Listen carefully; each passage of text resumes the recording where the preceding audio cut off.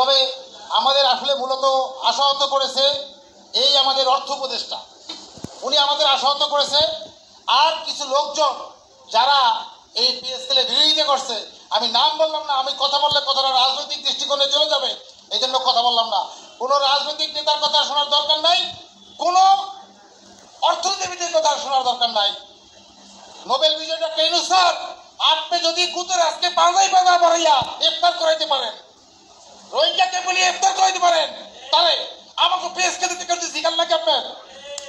এই সমস্ত নাপতালি নপতালিতে কাজ হবে না, ওই রাজনৈতিক কাজ হবে না, ভাওতাবাজি সমস্ত কত কাজ হবে না। যদি যদি আপনি ইউরোপের ভিসা সেন্টার বাংলাদেশে আনতে পারেন, যদি আপনি 16 টাকা নিয়ে আসতে পারেন, আর আপনাদের জাতিসংঘ মহাসচিবরে মুসলমান বানাইতে পারেন, আমাকে পেশকা দিতে পারেন না, আপনি আমাকে দিতে পারেন না। এই সমস্ত ভাওতাবাজি কথাবার্তা বাদ, ঈদের পরে একটা ভালো কর্মসূচি দেন আমাদের নেতৃবৃন্দ। এবং বিশেষ করে আমাদের এখানে যেহেতু ঢাকা মেডিকেল কেন্দ্রিক অনেক নেতৃবৃন্দ আছে, স্বাস্থ্য সেক্টরটাকে প্রধান করে, এবং স্বাস্থ্য সেক্টরে একটা বিষয় আছে, বিশেষ করে আমাদের কর্মচারীদের ভিতরে চৌদ্দ শ্রেণীর কর্মচারীদের সংখ্যা অনেক বেশি। তারা যদি ঠিক মতো বাইকটা বসে, কোনো কেরানিতে কাম হইব না।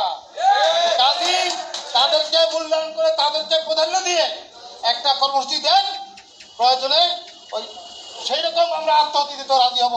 মাস্টারকে মতো ওই পানিও খাইতে হইবে, কিন্তু আমাদের সাথে অনেকেই বিক্রি করছে, যে দেখাইতে পারছে চলে গেছে, ডাক্তাররা চলে গেছে, মাস্টাররা চলে গেছে, এই মাস্টাররা চলে গেছে, আমাদের সংখ্যা কিন্তু কমে গেছে।